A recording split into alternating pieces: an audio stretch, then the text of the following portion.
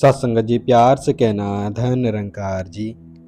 सत्संगत जी, आज की हमारी साखी का टॉपिक है कुबेर का घर। सत्संगत एक साधु था जो कि बहुत ज़्यादा विचित्र स्वभाव का था। वो बोलता बहुत कम था, लेकिन उसके बोलने का ढंग भी बहुत अजीब था। और उसकी मांग जो थी उसे सुनकर तो सब लोग हंसते थे। कोई चिढ़ जाता था तो कोई उसकी मांग सुनी अनसुनी करके अपने काम में लग जाता था। और वो जो साधु था वो हर घर के सामने खड़ा होकर के पुकारता था, माई अंजलि भर मोती देना, ईश्वर तुम्हारा कल्याण करेगा, भला करेगा। और सत्संगत साधु की यह विचित्र मांग सुनकर स्त्रियां चकित हो उठती थीं। वे कहती थीं, बाबा यहाँ तो पेट भरने के लाले पड़े हैं, तुम्हें इतने ढेर सारे मोती कहाँ से दे सकेंगे? किसी राजमहल में जाकर मोती मांगना। जाओ बाबा जाओ, आगे बढ़ो। सत्संगत साधु को खाली हाथ गांव छोड़ता देख एक बुढ़िया उसके पास आई और उस बुढ़िया ने साधु को अपने पास बुलाया और उसकी हथेली पर एक नन्हा सा मोती रखकर वो उस साधु से बोली, साधु महाराज, मेरे पास अंजलि भर के मोती तो नहीं है, नाक की नथनी टूटी तो यह एक मोती मिला, मैंने इसे संभाल कर रखा था, ये मोती ले लो, मेरे पास एक मोती है।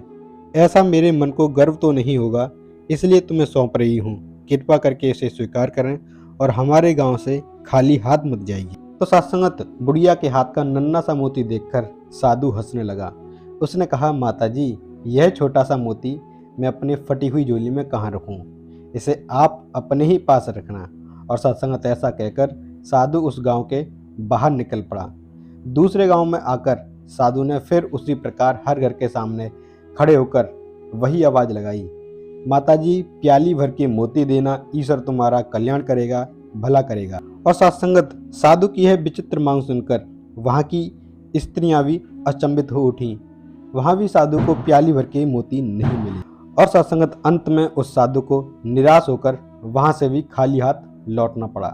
और सत्संगत उस गांव के अंतिम में एक किसान का घर था।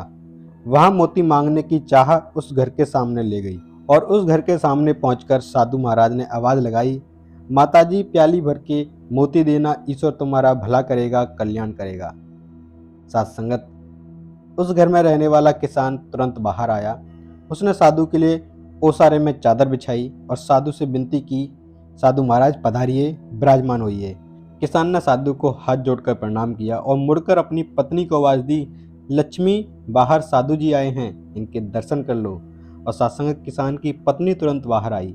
उसने साधु के पांव धोकर दर्शन किए और किसान ने कहा, देख लक्ष्मी, साधु जी बहुत भूखे हैं, इनके भोजन की तुरंत व्यवस्था करना और अंजलि भर के मोती लेकर पीसना और उनकी रोटियां बनाना, तब तक मैं मोतियों की गागर लेकर आता हूँ। और सत्संगत ऐसा कहकर वह किसान खाली गागर लेकर घर के बाहर निकल पड़ा।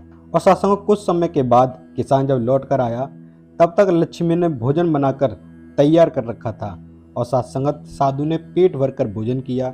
वह साधु बहुत प्रसन्न हुआ। उसने हंसकर किसान से कहा, बहुत दिनों के बाद कुबेर के घर का भोजन मिला है, मैं बहुत प्रसन्न हूँ। तो साधु ने कहा, अब तुम्हारी याद आती रहे इसलिए मुझे कान भरकर मोती देना, मैं तुम दंपत्ति को सदैव याद करूँगा।